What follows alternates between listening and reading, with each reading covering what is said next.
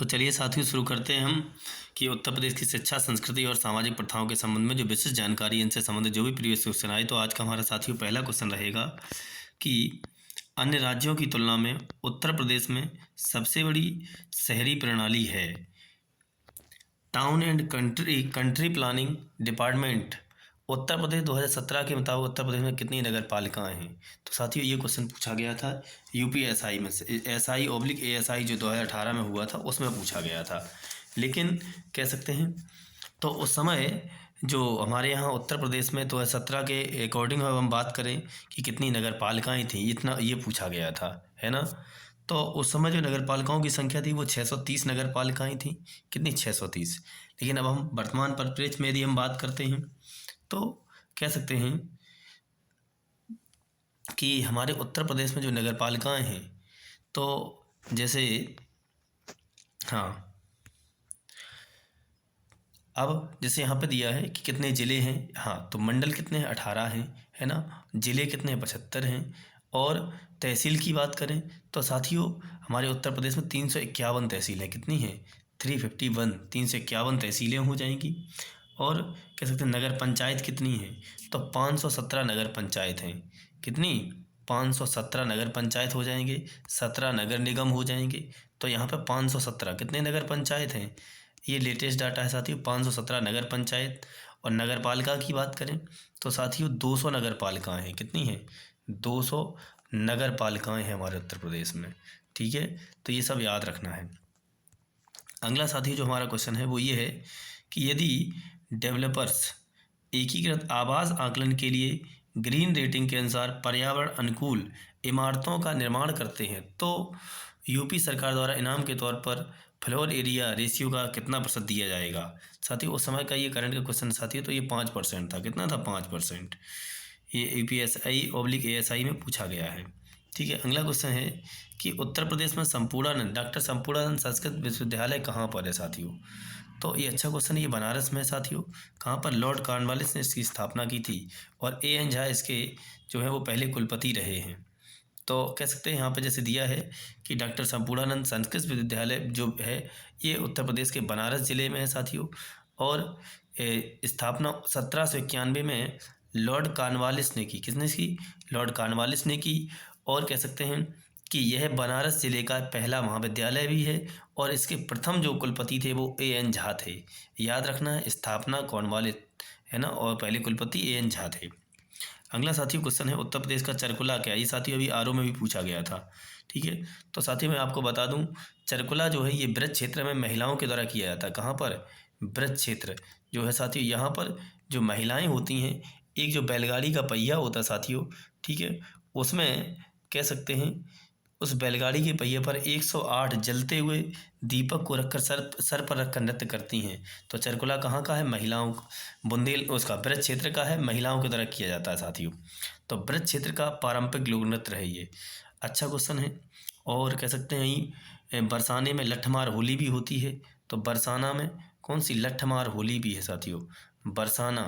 ठीक है, नेक्स्ट है तो अगला देखते हैं। जैसे यहाँ पर ये देखो दिया है कि इस नृत्य में श्री कृष्ण जी के गीतों पर महिलाएं वृत्ताकार लकड़ी के पिरामिडों को संतुलित करती हुई घूंघट करके नृत्य करती हैं। और कहाँ का है? ब्रज क्षेत्र में किया जाता है। अगला क्वेश्चन है कि केंद्रीय विश्वविद्यालय बाबा साहेब भीमराव अम्बेडकर विश्वविद्यालय विद्या विहार किस शहर में है। तो ये क्वेश्चन जो पूछा गया है ये बहुत अच्छा क्वेश्चन है साथियों। ये यूपी कांस्टेबल में 2018 में पूछा गया था साथियों। तो कह सकते हैं कि जो केंद्रीय विश्वविद्यालय बाबा साहब भीमराव अम्बेडकर विश्वविद्यालय है ये लखनऊ में है। कहाँ पर है? ये लखनऊ में है साथियों। नेक्स्ट है, हम बात करते हैं कि बरसाना डट के साथ खेली जाती है। बरसाना में जो होली है साथियों वो लठमार होली है, डंडे के साथ खेली जाती है। अभी हमने आपको बताया था लठ जो मार होली है साथियों कहाँ पर? बरसाने में होती है। अच्छा क्वेश्चन है। तो कह सकते हैं ये कहाँ पर?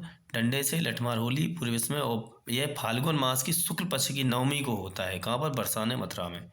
ठीक है, उत्तर प्रदेश में आयोजित काम्पिल मेला किस समुदाय से है। तो काम्पिल मेला कह सकते हैं साथियों ये फर्रुखाबाद जिले में लगता है। कहाँ पर? फर्रुखाबाद जिला है साथियों यहाँ पे लगता है। और ये जैन धर्म से संबंधित, किससे संबंधित है? जैन धर्म से।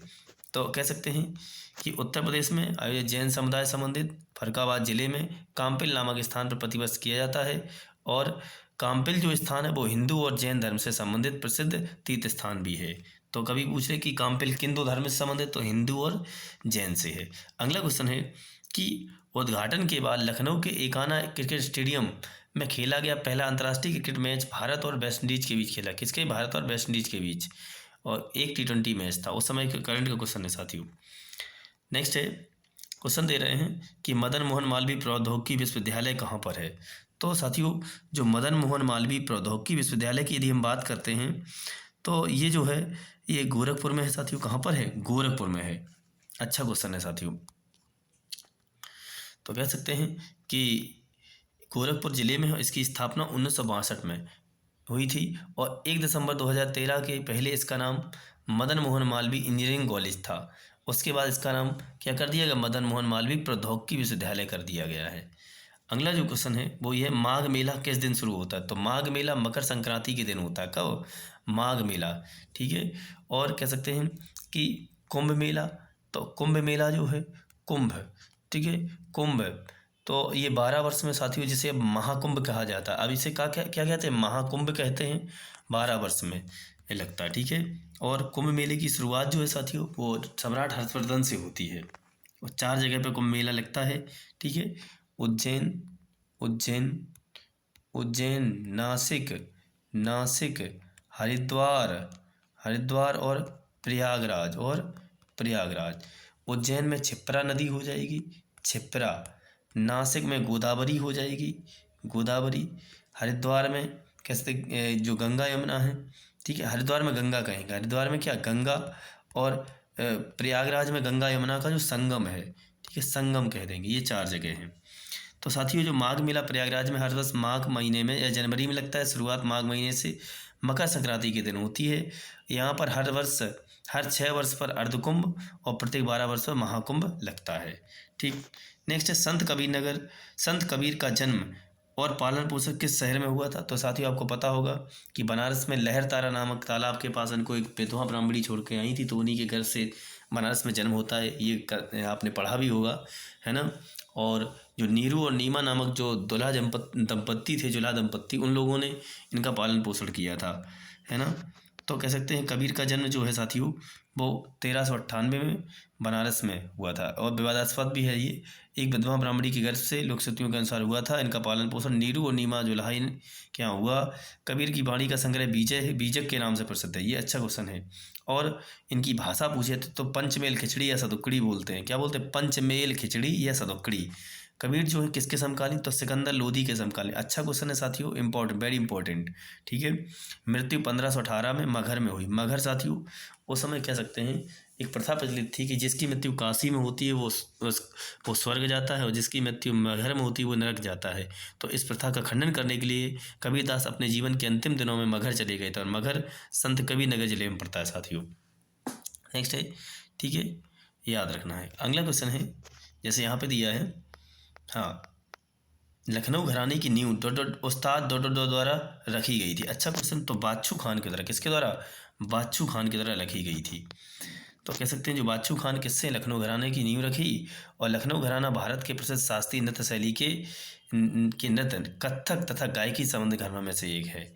और कत्थक उत्तर प्रदेश का राष्ट्रीय नृत्य भी है साथियों। नेक्स्ट है अमीर खुसरो द्वारा रचित कविता छाप तिलक सब छीनी किस भाषा में लिखी गई? तो जो ये तो यही पूछ रहे थे कहानी की ये किसकी पंक्ति है? तो ये अमीर खुसरो की है। अमीर खुसरो 1253 में एटा के पटियाली में इनका जन्म हुआ था।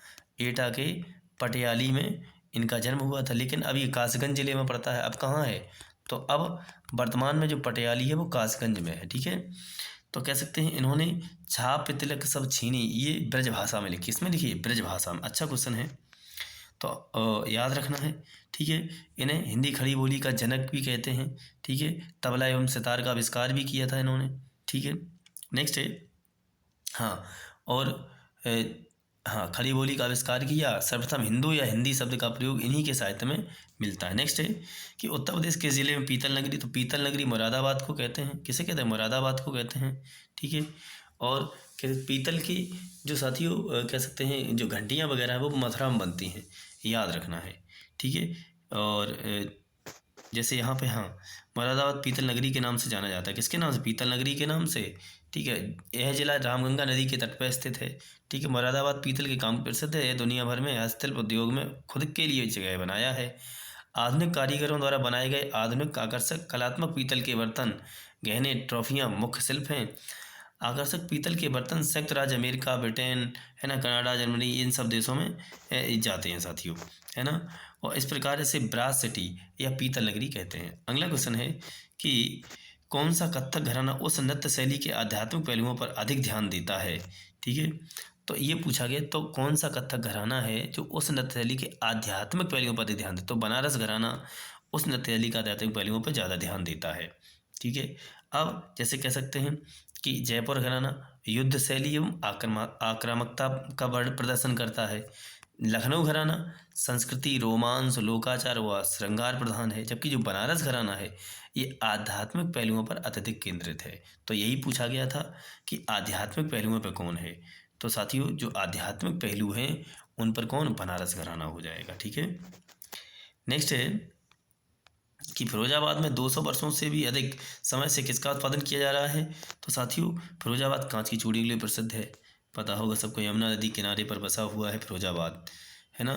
200 और कह सकते हैं इस शहर को सुहाग नगरी के नाम से भी जानते हैं। ठीक है। फिरोजाबाद को यह चूड़ियों के लिए भारत के साथ साथ पूरे विश्व में मशहूर है ना। यह चूड़ियों के लिए ही नहीं बल्कि अन्य सामान जैसे कांच की वस्तुएं, लाइट्स के लिए भी जाना जाता है। फिरोजाबाद कांच निर्माण के नए युग में प्रवेश कर चुका है। अलग अलग कांच की वस्तुओं के निर्माण में प्रमुख बन चुका है। ठीक है। अगला है कि कब संयुक्त प्रांत का नाम बदलकर उत्तर प्रदेश किया गया? अच्छा क्वेश्चन है कि कब संयुक्त जो प्रांत था यूनाइटेड प्रोविंस का नाम बदलकर उत्तर प्रदेश किया गया है? तो कह सकते हैं कि 26 जनवरी 1950 या 24 जनवरी 1950। तो 24 जनवरी 1950 को अब कह सकते हैं कि संयुक्त प्रांत का नाम बदलकर उत्तर प्रदेश कर दिया गया था। अच्छा क्वेश्चन है। ठीक है। और उस समय हमारे उत्तर प्रदेश पहले मुख्यमंत्री कौन थे? गोविंद बल्लभ पंत थे। अच्छा क्वेश्चन है। नेक्स्ट है कि काला नमक चावल जो है ये सिद्धार्थनगर में, काला नमक चावल कहाँ होता है? तो सिद्धार्थनगर जिले में होता है। नेक्स्ट है सूफी कवि अमीर खुसरो का जन्म उत्तर प्रदेश किस जिले में हुआ था? तो अमीर खुसरो साथियों एटा में, अभी हमने बताया था 1253 में एटा के पटियाली में हुआ था।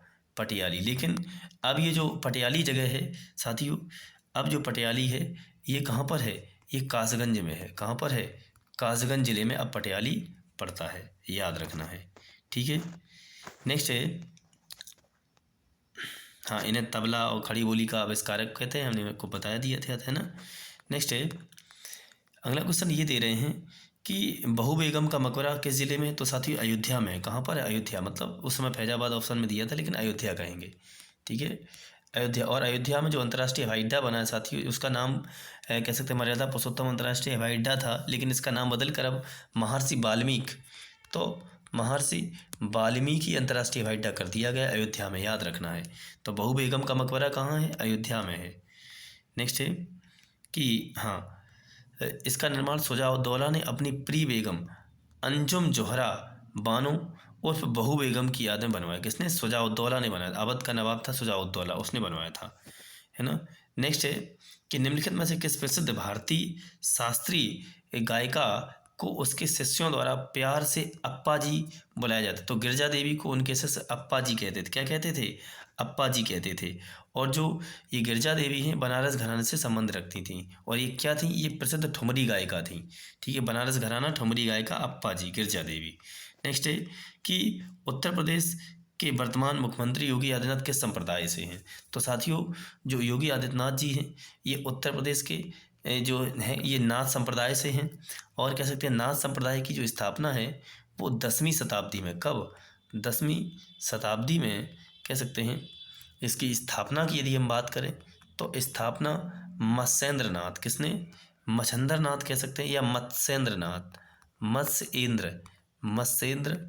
मत्स्येंद्रनाथ या कह सकते हैं मच्छंद्रनाथ, इनके मच्छंदर नाथ जो थे इन्होंने की थी। जबकि कह सकते स्थापना ये तो हो गया। जबकि ये पूछा जाए कि सबसे प्रचार प्रसार किसने किया, तो जो गुरु गोरखनाथ थे, गुरु गोरखनाथ जो हैं साथियों, इन्होंने कह सकते हैं नाथ संप्रदाय का सबसे अधिक प्रचार प्रसार किया था। तो प्रचार प्रसार गोरखनाथ ने, जबकि स्थापना मच्छंदर या मत्स्यनाथ ने 10वीं शताब्दी में की थी। और योगी आदित्यनाथ नाथ संप्रदाय से संबंधित हैं। ठीक। जबकि ये उत्तराखंड के जो पौड़ी गढ़वाल जिला है, ठीक है, पौड़ी गढ़वाल वहाँ के कह सकते हैं निवासी हैं, उस ज़िले से संबंधित हैं, उत्तराखंड के पौड़ी गढ़वाल से। और कह सकते हैं कि जो योगी आदित्यनाथ जी हैं ये उत्तर प्रदेश में व्यक्ति के रूप में 21वें सीएम है, 21 नंबर के 21 व्यक्ति के रूप में 21वें सीएम हो जाएंगे। व्यक्ति किसके रूप में, व्यक्ति के रूप में। जबकि या ऐसे कहते हैं इनसे पहले कि 20 व्यक्ति सीएम बन चुके हैं। अब कार्यकाल के बारे में, तो कार्यकाल में के रूप में, तो कार्यकाल के रूप में 33 नंबर के सीएम है। कौन से, 33वें नंबर के, याद रखना है। तो योगी आदित्यनाथ का मूल नाम अजय सिंह बिष्ट है। अच्छा क्वेश्चन है साथियों। जन्म 5 जून 1972 उत्तराखंड के पौड़ी गढ़वाल जिले में, है ना, ये गोरखपुर प्रसिद्ध गोरखनाथ मंदिर के महंत एवं राजनेता हैं, पीठाधीश या मठाधीश भी कहते हैं, एवं वर्तमान में उत्तर प्रदेश के 21वें मुख्यमंत्री हैं व्यक्ति के रूप में। ये हिंदू युवाओं के सामाजिक सांस्कृतिक राष्ट्रवादी समूह हिंदू वाहिनी के संस्थापक भी हैं। नाथ संप्रदाय से संबंध है इनका। नेक्स्ट है, उत्तर प्रदेश के जिले निम्नलिखित जिलों में से किसकी सीमा नेपाल के साथ लगती है साथियों। तो नेपाल के साथ जो सीमा लगती है वो महाराजगंज की लगती है। क्वेश्चन साथियों ऐसे भी पूछा जाता है कि जो उत्तर प्रदेश है साथियों, ठीक है, तो इसका जो कह सकते हैं, हाँ, कौन सा जो जिला है साथियों वो नेपाल से कौन कौन से पूर्व से पश्चिम, जैसे इधर से पूर्व से पश्चिम क्रम पूछ लिया जाता है। तो साथियों कह सकते हैं 7 जिले जो हैं वो हमारे उत्तर प्रदेश के जो 7 जिले हैं वो नेपाल से सीमा लगाते हैं। इधर नेपाल है साथियों ऊपर, ठीक है। तो कह सकते हैं जैसे यहाँ तक, है ना, यहाँ से महाराजगंज हो जाएगा, है ना, तो यहाँ महाराजगंज हो गया, ठीक है। यहाँ क्या हो गया, ये इधर महाराजगंज, ठीक है। उसके बाद कह सकते हैं कि सिद्धार्थनगर, तो महाराजगंज, सिद्धार्थनगर के बाद कह सकते हैं बलरामपुर हो जाएगा, बलरामपुर, फिर श्रावस्ती, बलरामपुर के बाद श्रावस्ती, ठीक है। फिर कह सकते हैं बहराइच, और बहराइच के बाद में आ जाएगा कह सकते हैं लखीमपुर खीरी, और उसके बाद में हो जाएगा पीलीभीत, ठीक है। तो ये दूर हो गया थोड़ा, लेकिन याद रखना है कि महाराजगंज पूर्व से पश्चिम, इधर क्रम पूछा जाता है, तो पूर्व पश्चिम की ओर महाराजगंज, सिद्धार्थनगर, है ना, बलरामपुर, श्रावस्ती, बहराइच, लखीमपुर खीरी और पीलीभीत। और 579 किलोमीटर सीमा लगती नेपाल से हमारे उत्तर प्रदेश की, 579 किलोमीटर, ठीक है। तो इतना याद रखना है, ठीक है। हाँ, उत्तर प्रदेश सीमा भारत के 8 राज्यों और एक देश, एक केंद्र प्रदेश व अंतर्राष्ट्रीय सीमा नेपाल से मिलती है, महाराजगंज के साथ मिलती है, ठीक है, इन ऑप्शनों में से। नेक्स्ट है, एक जिला एक उत्पाद योजना के तहत हस्तनिर्मित का जो कागज साथी वो जालौन जिले से संबंधित है। किससे है, जालौन में एक शहर है कालपी। तो कालपी जो है, कालपी के जो बीरबल थे, बीरबल ये कालपी के राजा थे। बीरबल कहाँ के थे, कालपी, जो यमुना नदी के किनारे पर स्थित है। और बीरबल को महेश दास के नाम से जानते हैं। तो जो कालपी शहर है, ये कालपी कहाँ पर है, ये जालौन जिले में है। किसके किनारे पर, तो यमुना के किनारे पे है। और बीरबल जो महेश दास थे वो कालपी के राजा थे, याद रखना है। नेक्स्ट है, मैं बात करूं, हाँ, जो जालौन है इसका मुख्यालय कहाँ है साथियों। तो जो जालौन है इसका मुख्यालय उरई में है। कहाँ पर है, उरई में, और जहाँ जिस मुख्यालय में हमारी पोस्टिंग भी है साथियों। नेक्स्ट है कि हाँ, 24 जनवरी 2018 को उत्तर प्रदेश दिवस के अवसर पर उत्तर प्रदेश सरकार द्वारा एक जिला एक उत्पाद योजना का शुभारंभ किया गया। इस योजना के तहत उत्तर प्रदेश के जालौन जिले को हस्तनिर्मित कागज के उत्पादन के लिए चुना गया था। और देसी घी के लिए उमरैया हो जाएगा, जैसे कल आरोग्य एग्जाम में भी पूछा गया है ना। अलीगढ़ को ताले के लिए, है ना, और ताले एवं हार्डवेयर के सामान के लिए किया गया था। नेक्स्ट है, आगरा और अवध के संयुक्त प्रांत जिन्हें अब उत्तर प्रदेश के नाम से जाना जाता है। तो ये पूछा गया है कि आगरा और अवध के संयुक्त प्रांत, ठीक है, जिन्हें अब उत्तर प्रदेश नाम से जाना जाता है, ने वर्ष 1921 में अपनी राजधानी को ... से लखनऊ स्थानांतरित किया था।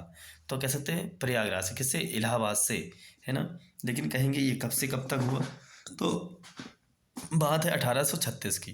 तो 1836 है साथियों, 36 से 1800 1858 तक, तो 1836 से 1858 तक इसकी राजधानी आगरा हुआ करती थी। कहाँ थी?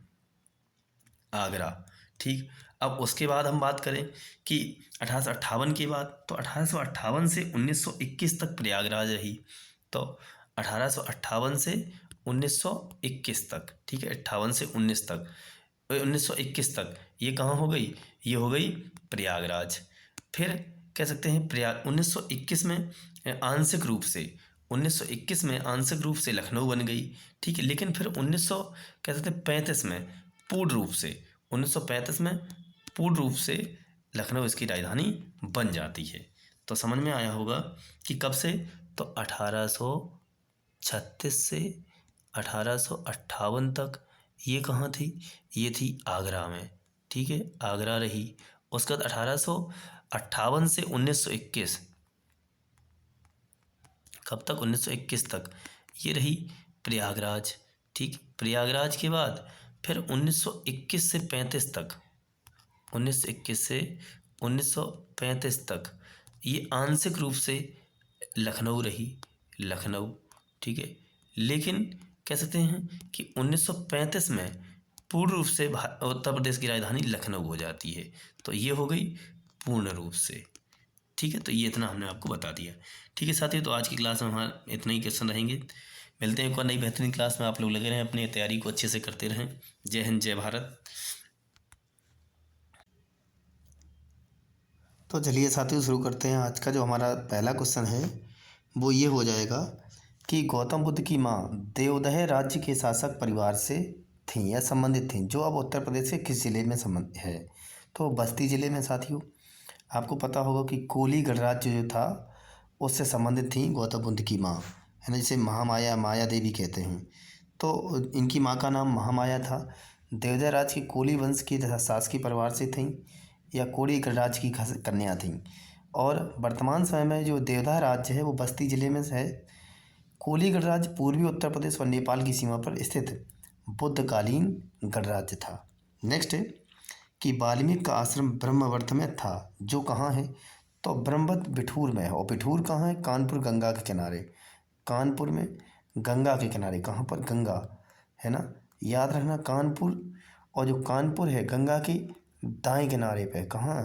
कानपुर गंगा के दाएं किनारे पर स्थित है, ये भी याद रखना है। तो ब्रह्मवर्त तीर्थ कहाँ पर? बिठूर में है। महर्षि वाल्मीकि का आश्रम है। अच्छा क्वेश्चन है। जबकि झांसी की बात करें तो झांसी में चारा अनुसंधान संस्थान है, साथ ही ट्रांसफार्मर के लिए प्रसिद्ध है झांसी, है ना। और यहीं झांसी में अभी हाल ही में कह सकते हैं कि बुंदेलखंड जो कह सकते हैं जो हाँ बीडा बनाया जा रहा है, ये सौर ऊर्जा संचालित हो जाएगा। हाँ, बीडा की स्थापना झांसी में हुई। तथा ऐसे कह सकते हैं कि जो बुंदेलखंड एक्सप्रेस वे हमारे उत्तर प्रदेश का कह सकते हैं कि सौर ऊर्जा संचालित होने वाला पहला एक्सप्रेस वे बन जाएगा, याद रखना है। वो झांसी से नहीं जाता है। झांसी ललितपुर को छोड़ दे तो बुंदेलखंड के 5 जिले, जबकि औरैया और इटावा को जोड़ दे तो 7 हो जाएंगे। ठीक है, तो ललितपुर में जैसे आपको पता होगा कि जो जैसे भीतर वो कौन हाँ, ललितपुर में देवगढ़ का जैसे दशावतार मंदिर साथ ही बहुत प्रसिद्ध गुप्तकालीन मंदिर, जबकि कानपुर में भीतर गांव का मंदिर हो जाएगा, है ना। और औरई जाल उनका मुख्यालय है, जैसा कि हमने बताया था। इसी मुख्यालय में अपनी पोस्टिंग भी है। और कह सकते हैं कि हाँ, तो ब्रह्मवर्त तीर्थ हो गया। अगला क्वेश्चन देखते हैं अब हम। हाँ, ये महर्षि वाल्मीकि का वह स्थल जहाँ ऋषि वाल्मीकि ने बैठकर महाकाव्य रामायण की रचना की। महर्षि वाल्मीकि का आश्रम ब्रह्मवर्त में था, जो कि वर्तमान में बिठूर में स्थित है। बिठूर एक प्रसिद्ध हिंदू धार्मिक स्थल है, जो कि उत्तर प्रदेश कानपुर में है। अच्छा क्वेश्चन है। कानपुर में दलन अनुसंधान संस्थान भी है।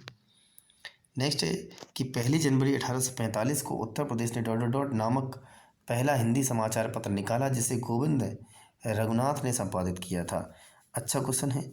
तो कह सकते हैं कि 1 जनवरी 1845 को ऐसा कौन सा समाचार पत्र था कि, है ना, जो पहला हिंदी समाचार पत्र निकाला गया, किसके द्वारा? गोविंद रघुनाथ के द्वारा, है ना। तो किसके द्वारा? तो गोविंद रघुनाथ के द्वारा हो जाएगा साथियों, है ना, याद रखना है। अब कह सकते हैं कि हाँ, यहाँ पे जैसे ये दे रहे हैं,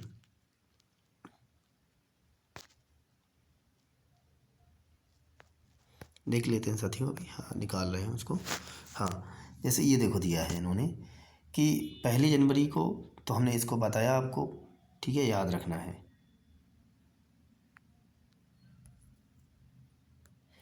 कि गोविंद रघुनाथ ने कि पहला हिंदी समाचार पत्र निकाला जिसे किसने संपादित किया था, है ना।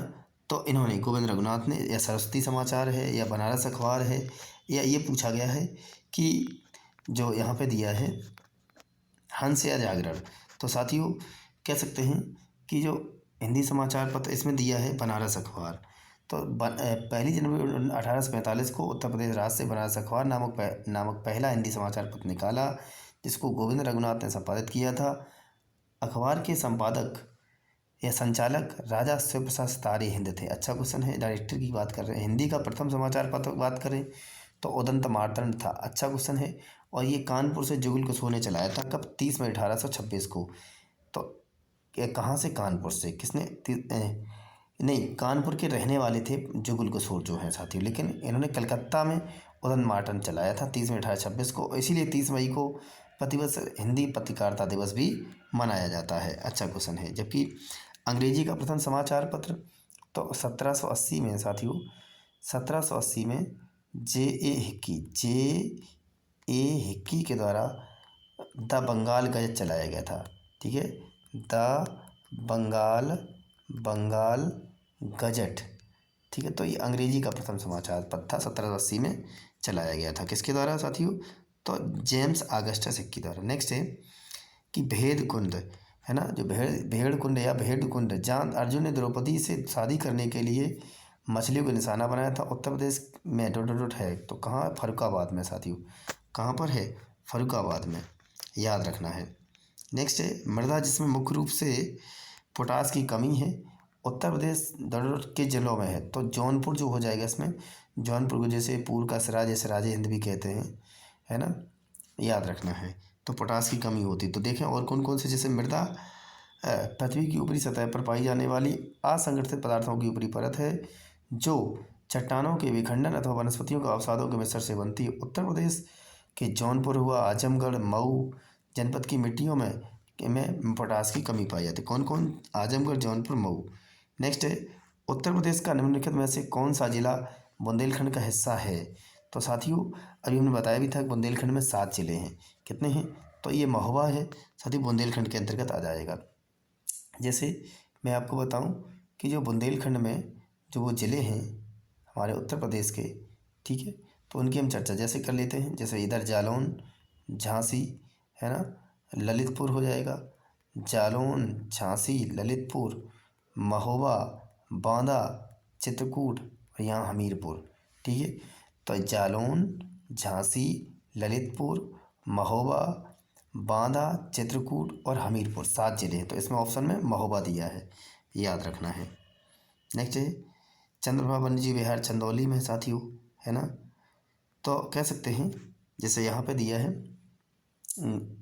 बुंदेलखंड उत्तर प्रदेश के दक्षिण और मध्य प्रदेश के लगभग पूर्वोत्तर में स्थित है।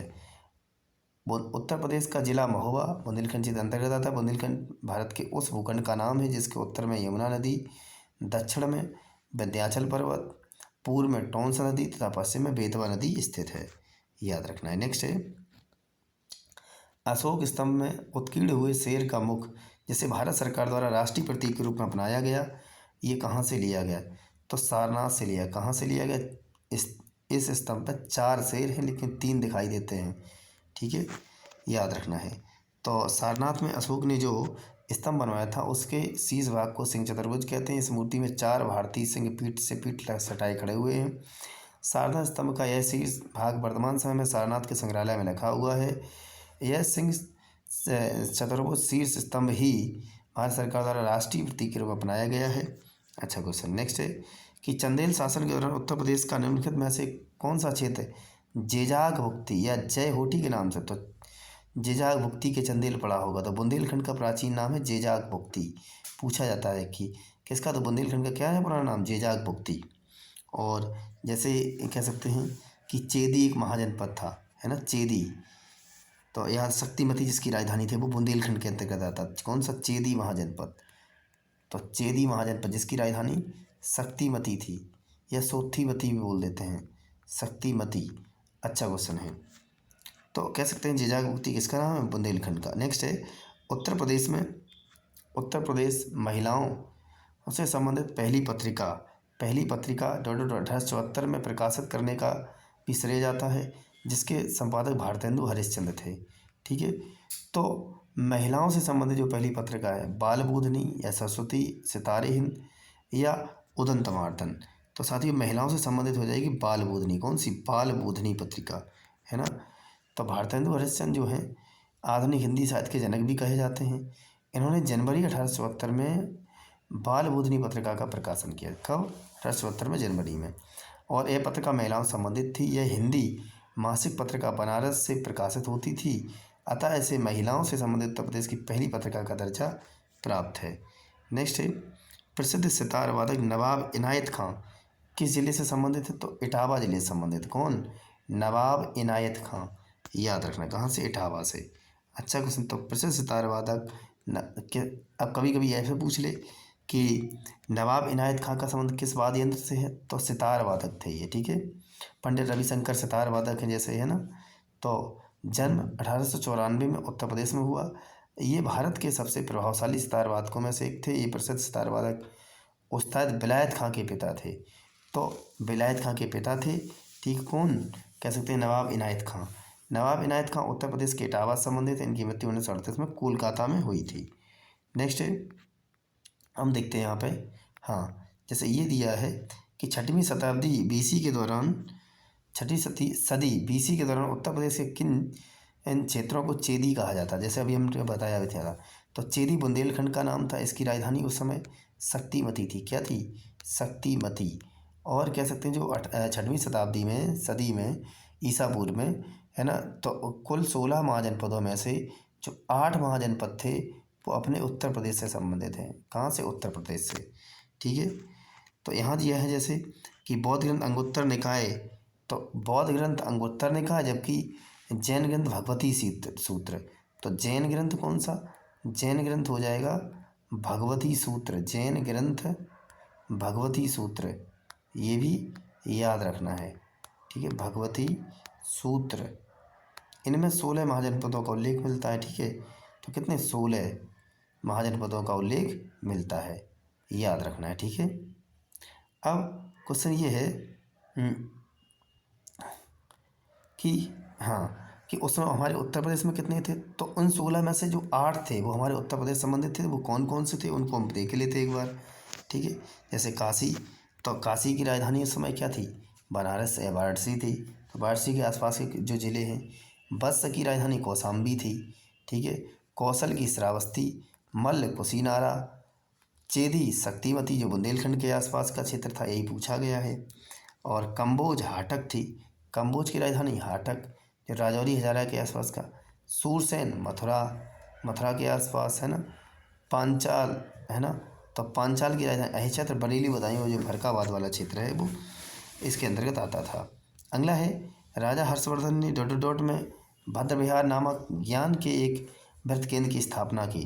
तो कहाँ पर की थी? तो साथियों ये कन्नौज में की थी। किसने? सम्राट हर्षवर्धन ने। किसकी? भद्र विहार नामक ज्ञान के बृहद केंद्र की स्थापना हर्षवर्धन ने कहाँ? कन्नौज में की थी। अच्छा क्वेश्चन है। तो भद्र विहार तो कन्नौज में हो गया। ठीक है, किसने? हर्षवर्धन ने। हर्ष के दरबारी कवि जो थे उनका नाम था बाणभट्ट। अच्छा क्वेश्चन है। इन्होंने हर्षचरित और कादम्बरी नामक पुस्तकें लिखी। तो बाणभट्ट ने कौन कौन? हर्षचरित और कादम्बरी की रचना की, जबकि हर्षवर्धन ने खुद 3 नाटक लिखे हैं। तो हर्षवर्धन ने कितने नाटक? 3 संस्कृत नाटक लिखे, जिसमें प्रियदर्शिका, रत्नावली और नागानंद। ये अच्छा क्वेश्चन है कि प्रियदर्शिका, रत्नावली और नागानंद किसके नाटक है? तो हर्षवर्धन के नाटक हैं। हर्षवर्धन के दरबारी कवि हैं कौन है? तो बाणभट्ट हैं। बाणभट्ट ने हर्षचरित और कादम्बरी की रचना की थी। नेक्स्ट है उर्दू शायरी में फिराक गोरखपुरी के नाम से कौन प्रसिद्ध हैं? तो जो रखफत सहाय हैं ये फिराक गोरखपुरी के नाम से प्रसिद्ध हैं। तो है ना, हाँ, 28 अगस्त 1896 गोरखपुर से संबंधित हैं और 3 मार्च 1982 तक मई दिल्ली में निधन हो गया। इनकी प्रसिद्ध पुस्तक है गुल-ए-नगमा। इन्हें उर्दू का साहित्य का प्रथम ज्ञानपीठ पुरस्कार 1969 में मिल चुका है फिराक गोरखपुरी को। नेक्स्ट, उत्तर प्रदेश में बारिश के मौसम में निम्नलिखित में से कौन से गीत गाए जाते हैं? तो कजरी गाया जाता है। कौन सा? बारिश के मौसम में कजरी होता है, या कजरी मिर्ज़ापुर का है ना। कजरी कहाँ का है? कजरी मिर्ज़ापुर का है। अच्छा क्वेश्चन है। उत्तर प्रदेश में बारिश के मौसम में सावन महीने महिलाओं द्वारा कजरी लोकगीत गाया जाता है और कजरी कहाँ का प्रसिद्ध है? तो मिर्ज़ापुर क्षेत्र का सर्वाधिक लोकप्रिय है। नेक्स्ट है बिरहा। तो यह शुभ अवसरों पर किसी घटना या कहानी का लोकगीत के रूप में प्रस्तुतिकरण होता है, बिरहा। जबकि रसिया क्या है? तो रसिया लोकगीत का संबंध भगवान श्री कृष्ण की उपासना से है। किससे? भगवान श्री कृष्ण की उपासना से। चैती। तो चैती की यदि हम बात करें, चैती लोकगीत फागुन पूर्णिमा से चैत पूर्णिमा के दौरान गाए जाते हैं। तो फागुन पूर्णिमा से चैत पूर्णिमा के बीच। उत्तर प्रदेश के प्रमुख लोकगीत जैसे चैती, ढोला, आला, बिरहा, रसिया, पूरन भगत, भरतरी, है ना, रासलीला, नौटंकी, ये भी हैं। नेक्स्ट है प्रसिद्ध सूफी संत डॉट डॉट डॉट के वार्षिक उर्स के अवसर पर हिंदू कैलेंडर के कार्तिक महीने में प्रतिवर्ष बाराबंकी में देरा शरीफ मेला लगता है। बारिश अलीसा, कौन सी? बारिश अलीसा की तर्ज पर, याद रखना है। ठीक है, तो प्रसिद्ध सूफी संत कौन? बारिश अलीसा ने वार्षिक उर्स के अवसर पर हिंदू कैलेंडर के कार्तिक महीने में प्रतिवर्ष बाराबंकी में देवा शरीफ मेला आयोजित किया जाता है। नेक्स्ट है निम्नलिखित में से कौन सा देश भारतीय राज्य उत्तर प्रदेश सीमा साझा नहीं करता? अच्छा क्वेश्चन है। तो हमारे जो उत्तर प्रदेश है साथियों, इस उत्तर प्रदेश से कह सकते हैं कि कौन कौन से राज्य सीमा लगाते हैं।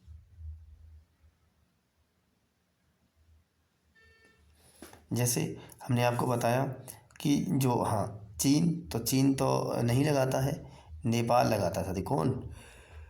नेपाल। यहाँ पर 579 किलोमीटर, कितना? 579 किलोमीटर। कितने ज़िले? 7 ज़िले। ठीक है, महाराजगंज, सिद्धार्थनगर, है ना, सिद्धार्थनगर, बलरामपुर, श्रावस्ती, है ना, बहराइच, लखीमपुर खीरी, पीलीभीत, ये सब पूरे पश्चिम हो जाएंगे। निम्नलिखित में से कौन सा? नेपाल हो गया। अगला है निम्नलिखित में से किस जिले को राष्ट्रीय राजधानी क्षेत्र 23वें जिले के रूप में शामिल किया? तो शामली को किया गया था उस समय। शामली 2018 की बात है साथियों। ठीक है, कब? 2018 की। शामली 23वां जिला शामिल हुआ था। नेक्स्ट है, अब हम बात करें,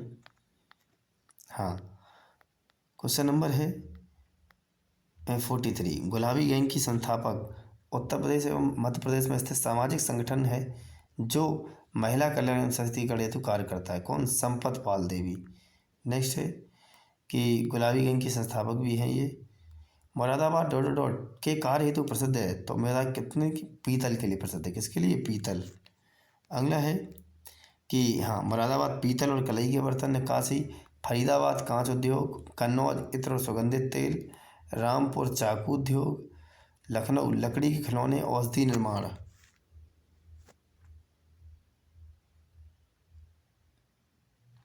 नेक्स्ट है, कह सकते हैं जैसे हमने आपको बताया कि लखनऊ किसके लिए? लकड़ी खिलौने औषधि के लिए। हीरा, तो हीरा हमारे उत्तर प्रदेश बांदा, जो मिर्ज़ापुर, बांदा और मिर्ज़ापुर। तांबा ललितपुर, कोयला सिंगरौली, यूरेनियम ललितपुर। ये यूरेनियम कई बार पूछा गया कहाँ से? तो ललितपुर से संबंधित है।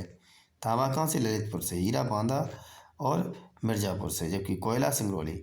नेक्स्ट है सरदार वल्लभ भाई पटेल कृषि और तकनीकी विश्वविद्यालय भारत के उत्तर प्रदेश राज्य के कहाँ पर स्थित है? तो पूछा गया सरदार वल्लभ भाई पटेल कृषि और तकनीकी विश्वविद्यालय किस या भारत के उत्तर प्रदेश राज्य के कहाँ पर स्थित? तो मेरठ में स्थित है। कहाँ पर है? मेरठ में। अच्छा क्वेश्चन है। नेक्स्ट है जैसे कुछ और संस्थान है, जैसे कि सरदार वल्लभ भाई पटेल कृषि तकनीकी विश्वविद्यालय, तो मेरठ में हो जाएगा। राष्ट्रीय वनस्पति अनुसंधान संस्थान लखनऊ में, उत्तर प्रदेश की बात करें तो लखनऊ में। Central pulse and paper research institute तो सहारनपुर में है। जीबी पंत कृषि प्रौद्योगिकी विश्वविद्यालय भारत का प्रथम कृषि विश्वविद्यालय पंतनगर उत्तराखंड में 1960 में इसकी स्थापना हुई थी। कब? 1960 में। नेक्स्ट है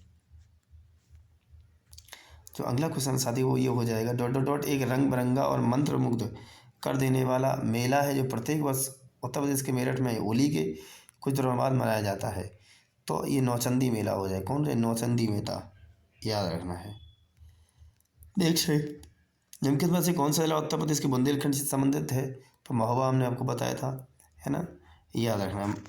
तो कौन कौन से हो जाएंगे इधर से? ठीक है, जैसे ललितपुर हो गया उत्तर प्रदेश में ना, ललितपुर, जालौन, झांसी, महोबा, बांदा, चित्रकूट, है ना, और कह सकते हैं कि इसके बाद हमीरपुर। ठीक है, तो जालौन, झांसी, ललितपुर, है ना। और कह सकते हैं ये हो जाएगा हमीरपुर, महोबा, बांदा और चित्रकूट। अच्छा क्वेश्चन है। नेक्स्ट है, उत्तर प्रदेश का क्षेत्रफल देश के कुल क्षेत्रफल कितना, तो 7.33% है। 7.33%, याद रखना है। नेक्स्ट है कि हाँ, कि हमारे उत्तर प्रदेश का कुल क्षेत्रफल 2,40,928 वर्ग किलोमीटर कितना है, 2,40,928 किलोमीटर। सीमा भारत के 8 राज्यों में किस प्रदेश से को स्पर्श करती है। इसका क्षेत्रफल भारत के क्षेत्रफल का 7.33% है और क्षेत्रफल की दृष्टि से चौथा राज्य है, चौथा बड़ा राज्य है। नेक्स्ट है, 6वीं शताब्दी ईसा पूर्व के दौरान मथुरा के आसपास के क्षेत्र को रट कहा जाता था, तो सूरसेन कहा जाता। सूरसेन, मथुरा, हाटक राजधानी नहीं, सूरसेन, हाँ सही। सूरसेन की राजधानी क्या थी, मथुरा थी। 6वीं शताब्दी ईसा पूर्व के दौरान मथुरा के आसपास के क्षेत्र को सूरसेन कहते हैं। राजधानी मथुरा थी। मत्स्य, विराटनगर, पांचाल, बरेली, बदायूं, अहिच्छत्र, अंग, चंपा। नेक्स्ट है कि उत्तर प्रदेश में पहली बार 1887 में प्रकाशित होने वाले दैनिक समाचार पत्र हिंदुस्तान के संपादक कौन थे। तो कह सकते हैं कि 1887 में प्रकाशित दैनिक समाचार जो पत्रिका है हिंदुस्तान है, इसके संपादक कौन थे, ये पूछा जाता है। अच्छा क्वेश्चन है साथियों, ये हम देख जाते रहे। ठीक है, तो कह सकते हैं कौन सा हो जाएगा, हाँ उत्तर पहली बार 1887 प्रकाशित होने वाले दैनिक समाचार हिंदुस्तान के संस्थापक पूछे गए हैं। तो कह सकते हैं कि हिंदुस्तान के जो संस्थापक हैं साथियों, तो मदन मोहन मालवीय थे। कौन थे, मदन मोहन मालवीय। अगला है, कह सकते हैं।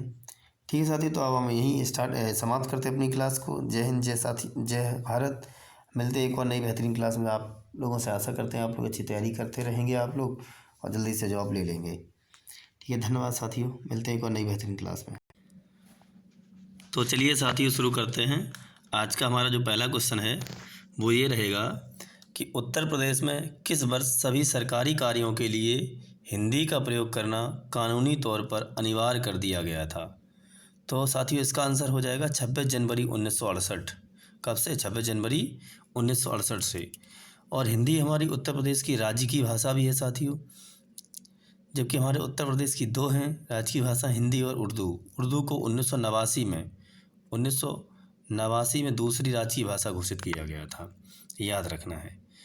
तो 1968 से किया गया। यहाँ उत्तर प्रदेश में हिंदी को सभी कह सकते हैं कार्यालयों में भी पूछा जा सकता है।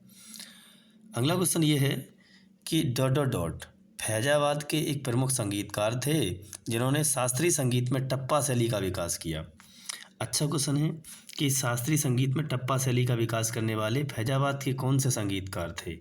तो उनका नाम हो जाएगा मुस्तरी बाई। क्या नाम हो जाएगा, मुस्तरी बाई। ठीक है, तो मुस्तरी बाई क्या है, फैजाबाद की प्रमुख संगीतकार थीं जिन्होंने शास्त्रीय संगीत में किसका विकास किया, टप्पा शैली का विकास किया था। नेक्स्ट है, निम्नलिखित में से बुंदेलखंड का लोकप्रिय लोकगीत कौन सा है। तो बुंदेलखंड का जो लोकप्रिय लोकगीत पूछ रहे हैं वो आला हो जाएगा। क्या हो जाएगा, आला। अच्छा क्वेश्चन है साथियों। तो जो आला उदल हैं वो कह सकते हैं जो परमर्दी देव थे उनके दरबार में कैसे सेनापति थे साथियों, उनके बारे में पूछा भी जाता। बहुत ही वीर लड़ैया थे। और कह सकते हैं कि हाँ, जैसे आला तो बुंदेलखंड का हो गया ना। तो बिरहा की बात करें, बिरहा पूर्वी उत्तर प्रदेश का है और पूर्वी उत्तर प्रदेश और पश्चिमी बिहार में गाया जाता है, जबकि लंगुरिया बुंदेलखंड का एक लोक नृत्य है। ठीक है, और लोकगीत तो आला क्या है, वो एक लोकगीत है। अगला है कि निम्नलिखित में से कौन सा उत्तर प्रदेश का सबसे पुराना विश्वविद्यालय है। ये क्वेश्चन साथी बहुत इंपॉर्टेंट क्वेश्चन है। 1887 की बात है। 1887 में इलाहाबाद विश्वविद्यालय की स्थापना होती है। ठीक है, तो सबसे पुराना विश्वविद्यालय कौन, इलाहाबाद विश्वविद्यालय। जबकि बनारस हिंदू विश्वविद्यालय की बात करें तो कह सकते हैं ये 1916 में, कब, 1916 में स्थापित हुआ था। ठीक है, और कह सकते हैं कि अलीगढ़ मुस्लिम विश्वविद्यालय, इसकी स्थापना जो है ये पहले एएमयू के नाम से जानते तो इसे थे। ठीक, लेकिन उस समय इसका नाम ये यूनिवर्सिटी नहीं थी, है ना। तो कह सकते हैं 1875 में इसकी स्थापना होती है, लेकिन 1920 में इसे एक विश्वविद्यालय का दर्जा दिया जाता है। कब, 1920 में, याद रखना। तो सबसे पुराना कौन हो जाएगा, इलाहाबाद विश्वविद्यालय या केंद्रीय विश्वविद्यालय। अब क्वेश्चन ये है कि इनमें उत्तर प्रदेश का सबसे पुराना विश्वविद्यालय तो इलाहाबाद विश्वविद्यालय हुआ, क्योंकि जो अलीगढ़ मुस्लिम विश्वविद्यालय से विश्वविद्यालय का दर्जा 1920 में मिला था और सर सैयद अहमद खां के द्वारा। अब हम ये कह एक नैनो सैटेलाइट भी तैयार किया गया है यहीं अलीगढ़ मुस्लिम यूनिवर्सिटी में। और जैसे ये पूछा जाए मदन मोहन मालवीय ने बीएचयू की स्थापना की, तो सबसे पुराना केंद्रीय विश्वविद्यालय पूछा जाए, केंद्रीय शब्द आ जाए तो बीएचयू हो जाएगा। ठीक है, क्वेश्चन ये वाला जो है ये पूछा है तो इलाहाबाद विश्वविद्यालय हो जाएगा सबसे पुराना। यदि इसमें ये पूछ लेता कि इनमें में से कौन सा सबसे पुराना केंद्रीय विश्वविद्यालय है तो बीएचयू हो जाता, याद रखना है। नेक्स्ट है, तो कह सकते हैं हाँ, प्रदेश का सबसे पुराना विश्वविद्यालय कौन सा? इलाहाबाद केंद्रीय विश्वविद्यालय है, इसे पूर्व के ऑक्सफोर्ड के नाम से जाना जाता है। इसकी स्थापना 1887 में हुई थी, है ना, को एल्फ्रेड लॉयर की प्रेरणा से। इसका नक्शा जो है वो अंग्रेज वास्तुविद एमर्सन ने बनाया था। तो इलाहाबाद विद्यालय का नक्शा किसने बनाया था? अंग्रेज वास्तुकार थे एमर्सन।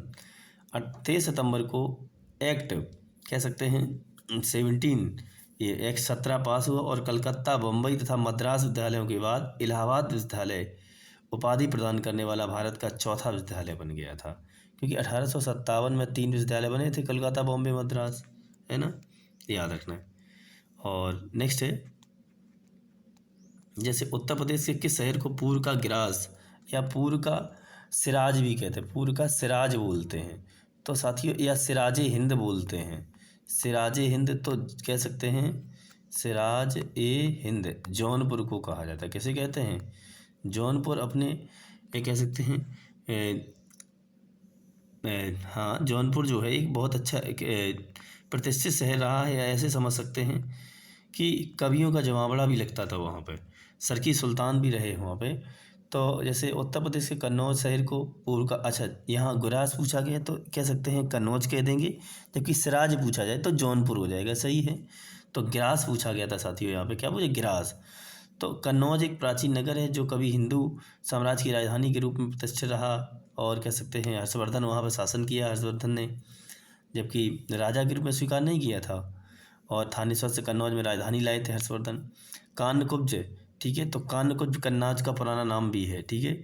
और सम्राट हर्षवर्धन के शासनकाल में कन्नौज अपने चरमोत्कर्ष पर पहुंच गया था। अच्छा क्वेश्चन है।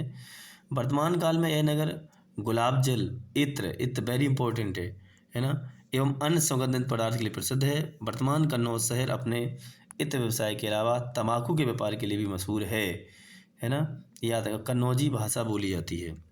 नेक्स्ट है, जबकि बात करें हमने आपको बताया था पूर्व का सिराज हिंद, वो जौनपुर हो जाएगा। नेक्स्ट है, प्रसिद्ध सूफी संत शेख सलीम चिश्ती की दरगाह कहाँ है? तो प्रसिद्ध सूफी संत शेख सलीम चिश्ती की दरगाह फतेहपुर सीकरी में है। और आपको पता भी होगा कि अकबर को कह सकते हैं संतान नहीं हो रही थी, तो जो शेख सलीम चिश्ती हैं वो आशीर्वाद देते हैं, उसी के बाद में कह सकते हैं कि जहांगीर का जन्म होता है, और उन्हीं के नाम पर जहांगीर का नाम सलीम रखा गया था, याद रखना है। तो कह सकते हैं फतेहपुर सीकरी में। अगला है, और फतेहपुर सीकरी आगरा ज़िले में है। प्रसिद्ध सूफी संत शेख सलीम चिश्ती अजमेर के ख्वाजा मोइनुद्दीन चिश्ती के पौत्र है ना। और सूफी संत शेख सलीम चिश्ती की दरगाह उत्तर प्रदेश के फतेहपुर सीकरी में है, आगरा के समीप स्थित। यहाँ पर अकबर द्वारा पंचमहल, बुलंद दरवाज़ा, जब गुजरात विजय के उपलक्ष्य में बुलंद दरवाज़ा बनाया था फतेहपुर सीकरी में, है ना, आदि प्रसिद्ध इमारतें बनवाई गई।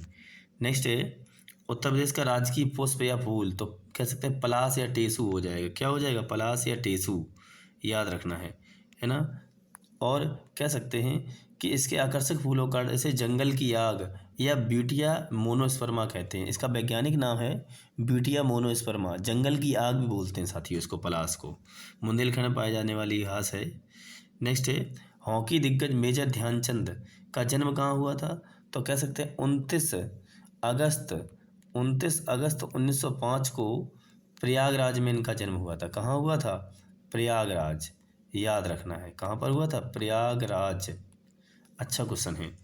इन्हें हॉकी का जादूगर कहते हैं, और इनकी जो आत्मकथा है वो है द गोल। क्या नाम है? द गोल इनकी आत्मकथा भी है। अच्छा क्वेश्चन है। इन्हीं की याद में 29 अगस्त को राष्ट्रीय खेल दिवस मनाते हैं। और अब इन्हीं के नाम पर हमारे भारत में सबसे बड़ा खेल रत्न पुरस्कार जो मेजर ध्यानचंद खेल रत्न पुरस्कार कर दिया गया उसका नाम, उसकी धनराशि 25 कह सकते लाख है। और 2023 का जो मेजर ध्यानचंद खेल रत्न अवार्ड है वो 2 व्यक्तियों को दिया गया है। एक तो कह सकते हैं सात्विक साईराज रंकी रेड्डी, है ना।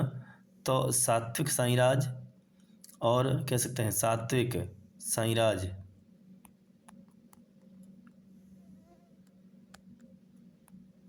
और सात्विक साईराज और रंकी रेड्डी को दिया गया है ना। चिराग शेट्टी, हाँ, सात्विक साईराज, रंकी रेड्डी और चिराग शेट्टी, इन 2 लोगों को मिला है। तो कह सकते हैं हमने आपको नाम बताया कौन कौन सा, कि सात्विक साईराज रंकी रेड्डी ये पूरा नाम है उनका, और चिराग शेट्टी 2 लोगों को मिला है मेजर ध्यानचंद खेल रत्न अवार्ड 2023। जबकि क्रिकेट में कह सकते हैं अर्जुन पुरस्कार मिला है इस मोहम्मद शमी को। तो हमने आपको बताया कि 29 अगस्त 1905 को इलाहाबाद में जन्म हुआ था। वे 3 बार ओलंपिक के स्वर्ण पदक जीतने वाले भारतीय हॉकी टीम के सदस्य रहे हैं। कब 1928 एम्स्टर्डम ओलंपिक, 1932 का लॉस एंजल्स का, 1936 का बर्लिन ओलंपिक। उनकी जन्मतिथि को भारत में राष्ट्रीय खेल दिवस के रूप मनाया जाता है। उन्हें हॉकी का जादूगर भी कहते हैं। 1956 में भारत के प्रतिष्ठित नागरिक कह सकते हैं सम्मान पद्म भूषण से सम्मानित किया गया था। नेक्स्ट है क्वेश्चन पूछा है मुंशी प्रेमचंद का जन्म कहाँ हुआ था। तो मुंशी प्रेमचंद का जन्म बनारस के लम्हई में हुआ था। लम्हई याद रखना, अच्छा क्वेश्चन है, बनारस। तो कह सकते हैं तो इनका कहाँ पर, बनारस के निकट लम्हई नामक ग्राम में 1880 को हुआ। इनके पिता अजायब राय डाक मुंशी थे, डाक विभाग में नौकरी करके परिवार का भरण पोषण करते थे। इन्होंने माधुरी मर्यादा पत्रिकाओं का संपादन किया तथा हंस व जागरण नामक पत्र का प्रकाशन किया था। ठीक है, तो कौन कौन सी पत्रिकाएं का संपादन किया, माधुरी और मर्यादा, है ना, मुंशी प्रेमचंद। जबकि हंस व जागरण नामक पत्र का प्रकाशन किया।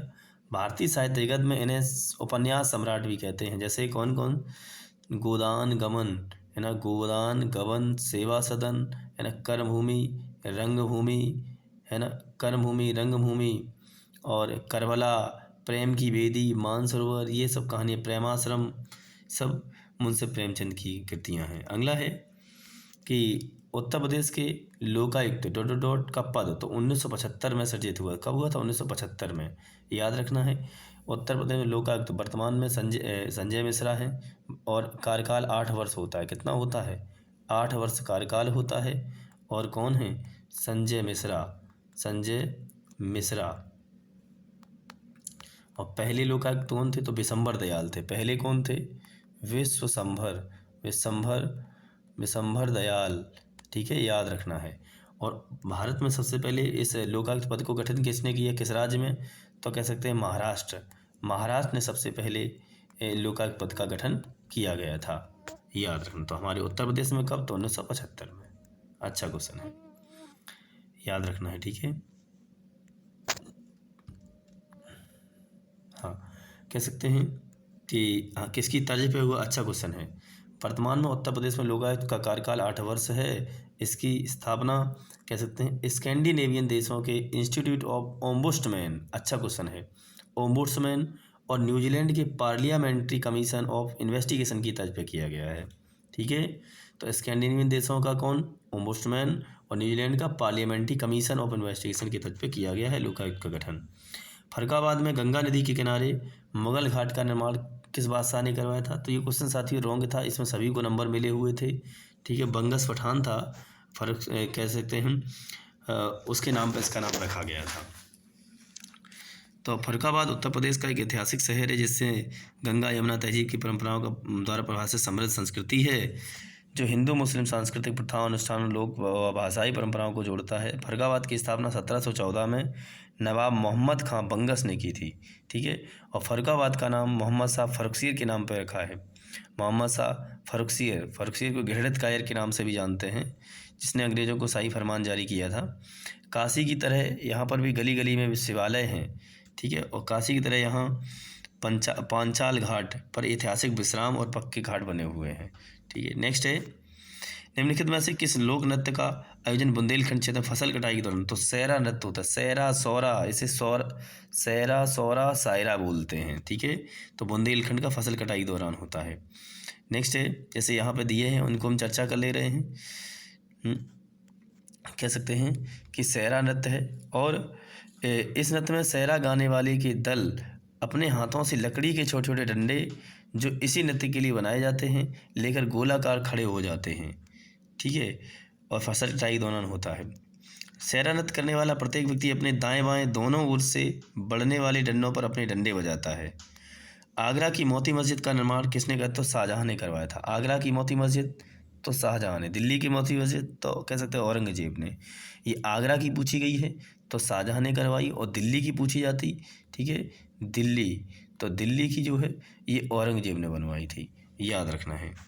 दारा शिकोह जो है ये कैसे, औरंगजेब का पुत्र था, उसका शाहजहां का बड़ा पुत्र था, औरंगजेब का बड़ा भाई, ठीक है। तो दारा शिकोह ने सिर ए अकबर के नाम से उपनिषदों का फारसी में अनुवाद करवाया था।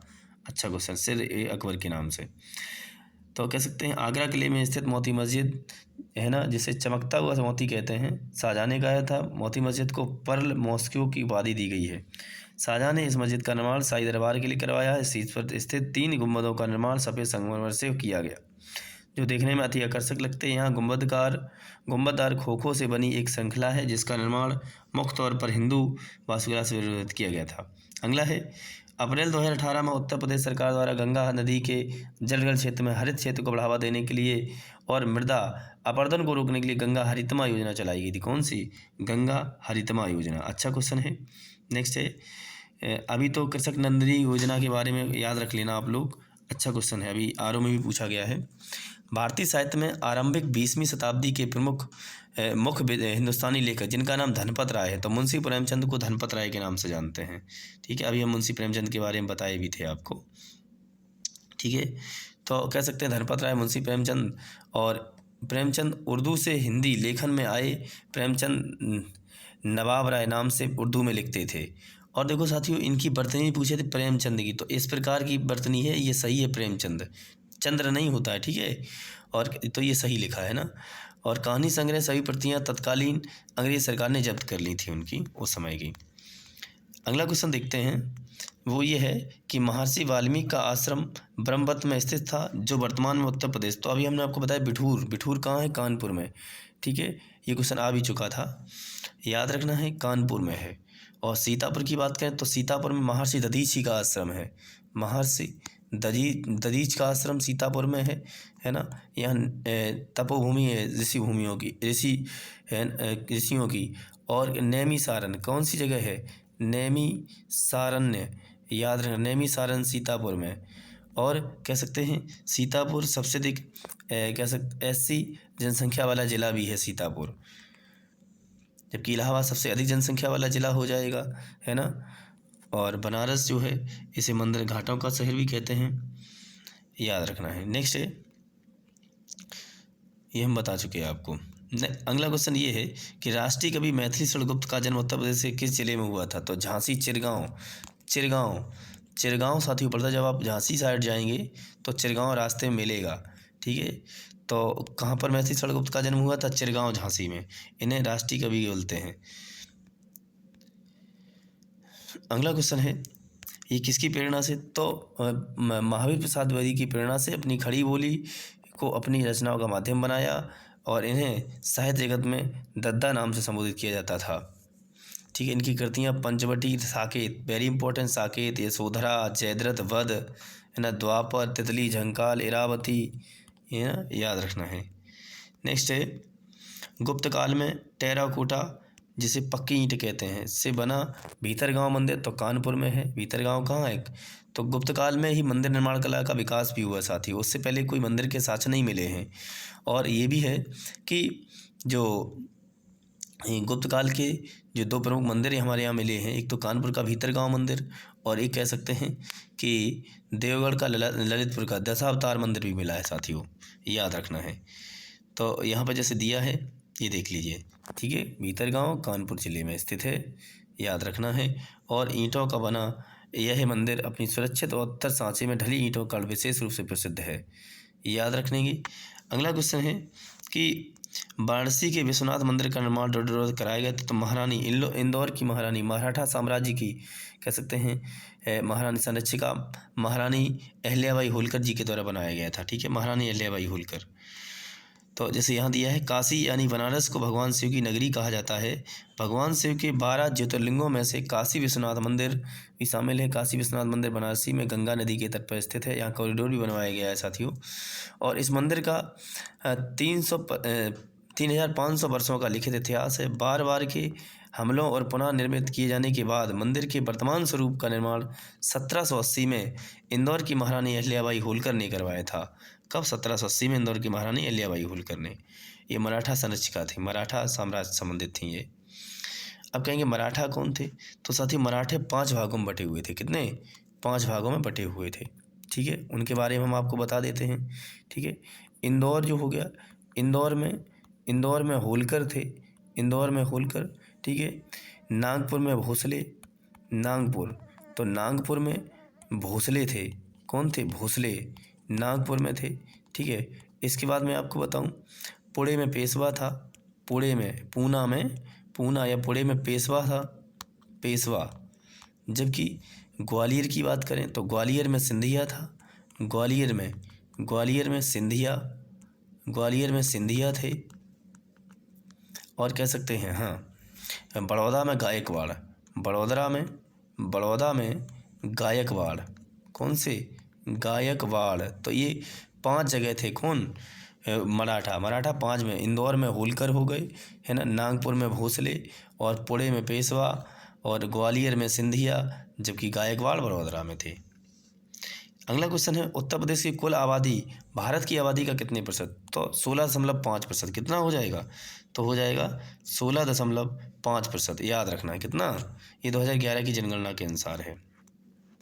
ठीक है, तो 2011 में 15वीं जनगणना संपन्न हुई, जिसके अंतिम आंकड़े 31 मार्च 11 को महापंजीयक व जनगणना सी चंद्रमौली और केंद्रीय गृह सचिव द्वारा संयुक्त रूप से जारी किए गए।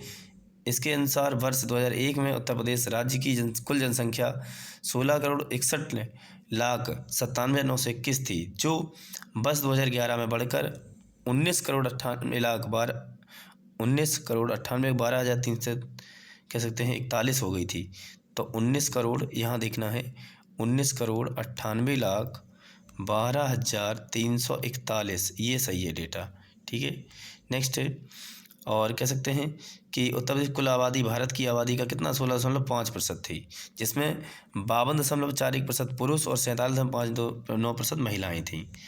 नेक्स्ट है, डॉक्टर BR अम्बेडकर पुलिस अकादमी कहाँ है? तो मुरादाबाद में भीमराव अम्बेडकर पुलिस अकादमी। अच्छा क्वेश्चन है, ये क्वेश्चन पूछा भी जाता है एग्जाम में, मुरादाबाद में है, हो सकता है आपके एग्जाम में भी आ जाए। उत्तर प्रदेश के कह सकते हैं वर्तमान राज्यपाल कौन है? तो साथियों, वर्तमान में राज्यपाल गुजरात की पूर्व जो मुख्यमंत्री रही हैं, आनंदीबेन पटेल। तो आनंदी, उस समय का क्वेश्चन अलग है, आनंदीबेन पटेल। तो वर्तमान में की बात करें, आनंदीबेन पटेल जो हैं, ये हमारे उत्तर प्रदेश की राज्यपाल हैं। और उत्तर प्रदेश में पहली राज्यपाल कौन थे? तो पहली बार राज्यपाल किसी महिला को हमारे भारत में जो बनाया गया, वो सरोजनी नायडू को बनाया गया था। किसे? सरोजनी नायडू, उत्तर प्रदेश की प्रथम राज्यपाल, प्रथम महिला राज्यपाल भी हैं, है ना, ये भारत की पहली महिला राज्यपाल सरोजनी नायडू। तो आनंदीबेन पटेल कर लेना है, याद रखना। अगला है, गोदान किसके द्वारा? अभी हमने आपको बताया था, मुंशी प्रेमचंद। गोदान, गबन, सेवा सदन, रंगभूमि, कर्मभूमि, करबला, है ना। नेक्स्ट है मंगलसूत्र, ये अपूर्ण है। ये क्वेश्चन कई बार आता है। ये जब ये लिख रहे थे तो उसी दौरान इनकी मृत्यु हो जाती, तो ये अधूरा रह जाता मंगलसूत्र, याद रखना है। नेक्स्ट है, उत्तर प्रदेश में लाइन सफारी कहाँ बन रहा है? तो इटावा में। साथी, लाइन सफारी पार्क कहाँ पर? इटावा ज़िले में है। और कह सकते हैं ये जैसे राजस्थान है, हरियाणा है, इनमें भी फैला हुआ है। नेक्स्ट है कि ताज एक्सप्रेसवे किन शहरों को जोड़ता है? तो जो ताज एक्सप्रेसवे है उसकी यदि हम बात जब करते हैं तो ये हो जाएगा, हाँ, है आगरा और ग्रेटर नोएडा। किसको? ताज एक्सप्रेसवे किसको जोड़ता है? आगरा ग्रेटर नोएडा को। 165 किलोमीटर लंबा है, ये 6 लेन वाला मार्ग है जो उत्तर प्रदेश के आगरा ग्रेटर नोएडा को जोड़ता है। पुराना नाम इसका यमुना एक्सप्रेसवे था। अगला, निम्न में से कौन सी भाषा उत्तर प्रदेश की दूसरी राजभाषा है? तो उर्दू हो जाएगी। 1989, याद रखना है, उर्दू। और नेक्स्ट है कि अक्टूबर 1947 में देवनागरी लिपि में लिखित हिंदी को राजभाषा के रूप में घोषित किया गया, जबकि कह सकते हैं कि 26 जनवरी 1968 को प्रदेश के सभी कार्यालयों में राजभाषा हिंदी को अनिवार्य कर दिया गया। तो कब 1968 में सभी कार्यालयों में राजभाषा हिंदी को? 1989 में उर्दू को 7 प्रयोजनों हेतु द्वितीय राजभाषा के रूप में घोषित किया गया था। अच्छा क्वेश्चन है। निम्न में से कौन सा राज्य उत्तर प्रदेश का समीपवर्ती राज्य है? तो साथियों, जैसे हम अपने उत्तर प्रदेश की बात करें तो अपना जो उत्तर प्रदेश है साथियों, उसकी जब हम बात करते हैं, ठीक है, तो कह सकते हैं, हाँ, तो हमारे उत्तर प्रदेश से 8 राज्य प्लस 1 देश प्लस 1 केंद्र शासित प्रदेश सीमा लगाता है। तो कह सकते हैं कि यहाँ पर नेपाल हो जाएगा, ये उत्तराखंड है, यहाँ हिमाचल प्रदेश हो जाएगा यहाँ पे ऊपर, ठीक है। और उसके बाद में जब हम बात करते हैं, यहाँ हरियाणा हो जाएगा, ठीक है, इधर राजस्थान हो जाएगा, ये पूरा यहाँ से लेकर यहाँ तक एमपी हो जाएगा, एमपी, इधर कह सकते हैं कि छत्तीसगढ़, ये झारखंड, और ये पूरा बिहार हो जाएगा, बिहार, ठीक है। तो बिहार हो जाएगा, बिहार, इधर झारखंड, यहाँ पे झारखंड हो जाएगा, ये छत्तीसगढ़ हो जाएगा, और ये पूरा एमपी हो जाएगा, इधर राजस्थान हो गया, इधर हरियाणा, इधर ऊपर हिमाचल, ठीक है, ये उत्तराखंड हो जाएगा, और ये पूरा नेपाल हो जाएगा, ये, ठीक है, नेपाल, ठीक है, याद रखना है। जबकि दिल्ली यहाँ है, एक केंद्र शासित प्रदेश हो गया। तो कह सकते हैं कि कौन सा हो जाएगा इनमें से? तो राजस्थान हो जाएगा साथियों, ठीक है, राजस्थान। हम बात करें अपने उत्तर प्रदेश की, तो हमारा उत्तर प्रदेश ग्लोब पर 23 अंश 52 मिनट उत्तरी अक्षांश से 30 अंश 25 मिनट उत्तरी अक्षांश तथा 73 पूर्वी देशांतर से 84 पूर्वी देशांतर के बीच स्थित है। और हमारे उत्तर प्रदेश की जो पूरब से पश्चिम जो दूरी है वो 650 किलोमीटर है। कितनी? 650। और उत्तर से दक्षिण 240 किलोमीटर लंबाई कह सकते हैं, उत्तर से दक्षिण। अब हम बात करें कि उत्तर प्रदेश की सीमा को स्पर्श करने वाले जो राज्य इस प्रकार, उत्तर में नेपाल जैसे देश हो गया, उत्तराखंड हो गया राज्य, उत्तर पश्चिम में हिमाचल, पश्चिम में हरियाणा, दिल्ली और राजस्थान, दक्षिण में मध्य प्रदेश, दक्षिण पूर्व में छत्तीसगढ़, पूर्व में बिहार एवं झारखंड।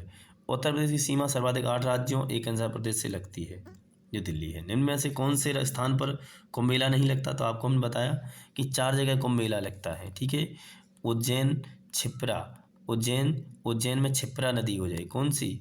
छिप्रा, ठीक है। प्रयागराज में संगम हो जाएगा, प्रयागराज में गंगा यमुना सरस्वती के संगम के किनारे लगता है।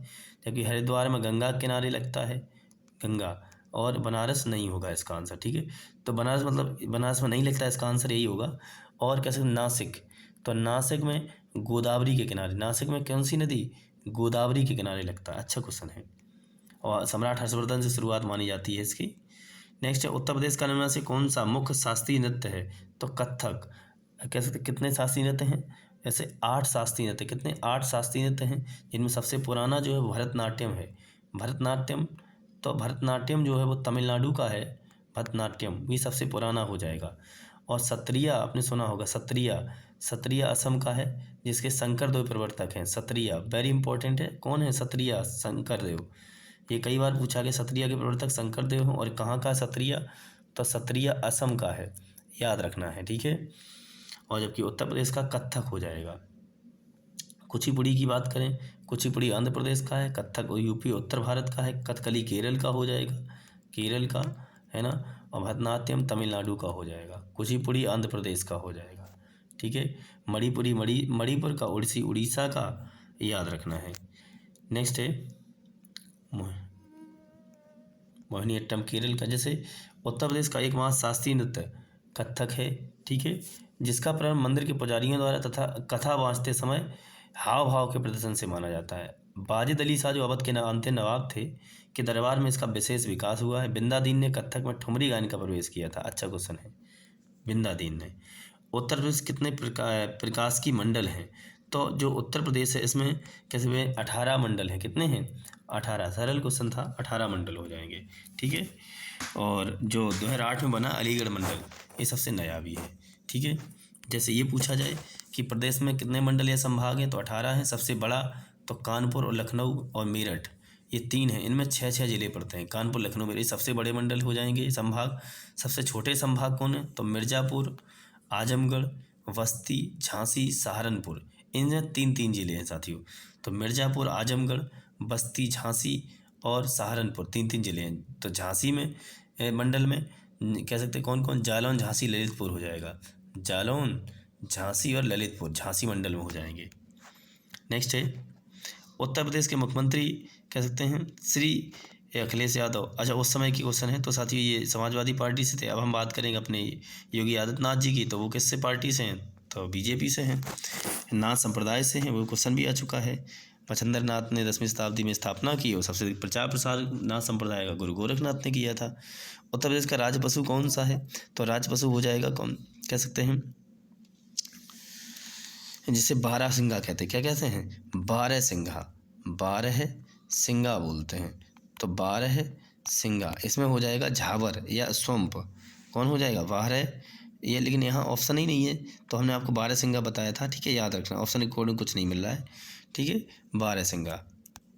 राजपक्षी, राज की पक्षी सारस या क्रौंच हो जाएगा। वृक्ष अशोक हो जाएगा, ये इंपॉर्टेंट अच्छा क्वेश्चन है। राज की वृक्ष क्या है, अशोक है, सीता अशोक बोलते हैं। राज की पुष्प क्या है, पलाश या टेसू हो जाएगा, पलाश या टेसू। नेक्स्ट है सरकार के राजस्व मंत्री, तो वर्तमान में, अब हम वर्तमान की बात करें तो वर्तमान में हमारे सीएम योगी आदित्यनाथ जी हैं, वो राजस्व मंत्री हैं, ठीक है, योगी आदित्यनाथ। अच्छा क्वेश्चन है, उस समय का क्वेश्चन अलग था, उस समय शिवपाल यादव थे, लेकिन इस समय योगी आदित्यनाथ जी राजस्व मंत्री हैं। नेक्स्ट है उत्तर प्रदेश का सबसे बड़ा जिला कौन सा है, तो कह सकते हैं ये जनसंख्या में इलाहाबाद हो जाएगा और लखीमपुर की। तो इसका आंसर जब जनसंख्या लिखा ना हो तब आपको लखीमपुर खीरी लगाना है, याद रखना। तो लखीमपुर खीरी सबसे बड़ा जिला है क्षेत्रफल में, याद रखना है। नेक्स्ट है कि क्षेत्रफल की दृष्टि से राजस्थान, मध्य प्रदेश, महाराष्ट्र के बाद उत्तर प्रदेश देश में चौथा स्थान है। प्रदेश का क्षेत्रफल 2,40,928 वर्ग किलोमीटर, जो भारत के क्षेत्रफल का 7.33% है। प्रदेश में सर्वाधिक क्षेत्रफल वाला जिला लखीमपुर खीरी तथा सबसे कम क्षेत्रफल वाला जिला हापुड़ हो जाएगा, ठीक है। लेकिन ये है सबसे अधिक जनसंख्या तो प्रयागराज, सबसे कम जनसंख्या तो महोबा की है। अगला है निम्न में से उत्तर प्रदेश के किस शहर में भारतीय प्रौद्योगिकी संस्थान स्थित है। अच्छा, तो प्रौद्योगिकी संस्थान की जब हम बात करते हैं तो वो हो जाएगा कानपुर में। कौन सा प्रौद्योगिकी संस्थान कहाँ पर है, कानपुर में। दलियन संस्थान भी कानपुर में है, याद रखना है। और कह सकते हैं कि काशी हिंदू विश्वविद्यालय के प्रौद्योगिकी संस्थान को IIT का दर्जा 2008 में दे दिया गया है। अगला क्वेश्चन है वो हमारा हो जाएगा कि निम्न सांस्कृतिक कार्यक्रमों में से कौन सा एक उत्तर प्रदेश की विशेषता का नहीं है। तो उत्तर प्रदेश विशेषता का कौन सा नहीं, ये पूछा गया है। जैसे बिहू, बिहू असम का हो गया, बिहू कहाँ का है, असम का हो जाएगा। नेक्स्ट है कि रसिया, स्वांग, कव्वाली उत्तर प्रदेश के विभिन्न क्षेत्रीय लोक संगीत हैं, बिहू असम का है। उत्तर प्रदेश में लगभग कितने प्रशासकीय मंडल हैं, है ना, 18 हैं। कितने हैं, 18, जिसमें अलीगढ़ 18वां हो जाएगा, 2008 में बना था। लेकिन नीचे उल्लेख किए गए 4 मंडल में से एक गलत मंडल को शामिल किया गया, उसे पहचानिए, ठीक है। तो सहारनपुर मंडल, चित्रकूट मंडल, आजमगढ़ मंडल, ठीक, गाजियाबाद मंडल। तो साथियों ये गाजियाबाद मंडल नहीं होगा, ठीक है, गाजियाबाद मंडल नहीं है। तो बता दें कौन कौन से हैं, देखिए साथियों, जैसे अलीगढ़, आगरा, आजमगढ़, इलाहाबाद या प्रयागराज।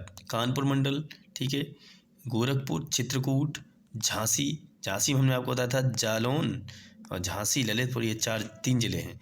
देवीपाटन, फैजाबाद, बरेली, मिर्ज़ापुर, है ना, मुरादाबाद मंडल, मेरठ, लखनऊ और वाराणसी, सहारनपुर, ठीक है, याद रखना है। तो क्वेश्चन आता है कि कौन सा मंडल कालीन के लिए प्रसिद्ध है, तो भदोही जिला है, तो मिर्ज़ापुर मंडल में आता है भदोही, ठीक है, याद रखना है। नेक्स्ट, उत्तर प्रदेश में आयकर आयुक्त का पद सेवा में किसके बराबर है। तो कैसे, आयकर जो आयुक्त है इसका जो पद है वो संभागीय आयुक्त या सचिव के बराबर होता है।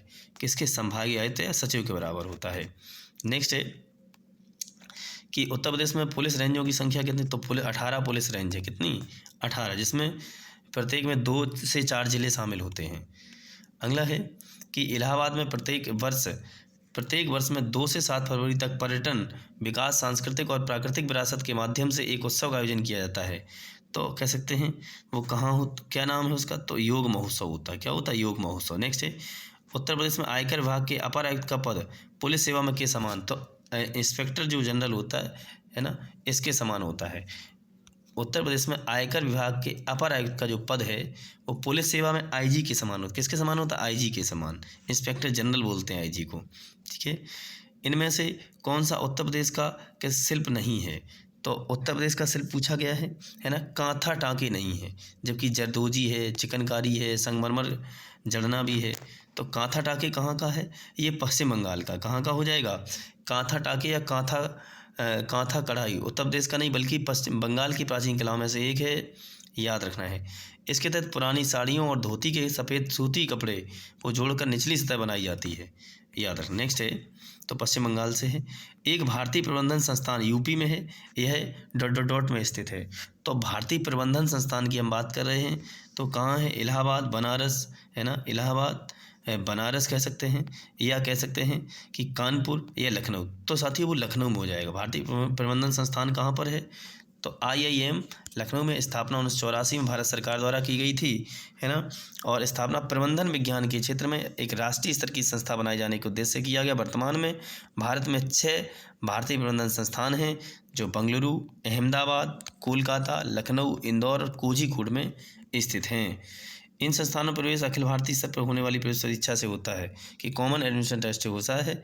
अगला है, उत्तर प्रदेश सरकार का संवैधानिक प्रमुख कौन है? तो उत्तर प्रदेश सरकार का जो साथी वो संवैधानिक प्रमुख है वो राज्यपाल होता है। कौन होता है? वो राज्यपाल होता है। अगला क्वेश्चन देखते हैं कि हाँ ठीक है, राष्ट्रीय साक्षरता मिशन का आरंभ कब हुआ था? तो 1988 में राष्ट्रीय साक्षरता मिशन की शुरुआत हुई थी। कब हुई थी? 1988 में, 5 मई 1988 को हुई थी। और तत्कालीन उसमें प्रधानमंत्री राजीव गांधी थे। इसका उद्देश्य क्या था राष्ट्रीय साक्षरता मिशन का? कि वर्ष 2007 तक 15 वर्ष से 35 वर्ष तक के निरक्षर लोगों को व्यवहारिक कह सकते साक्षरता प्रदान करते हुए साक्षरता दर को 75% तक लाना था, ये उद्देश्य था।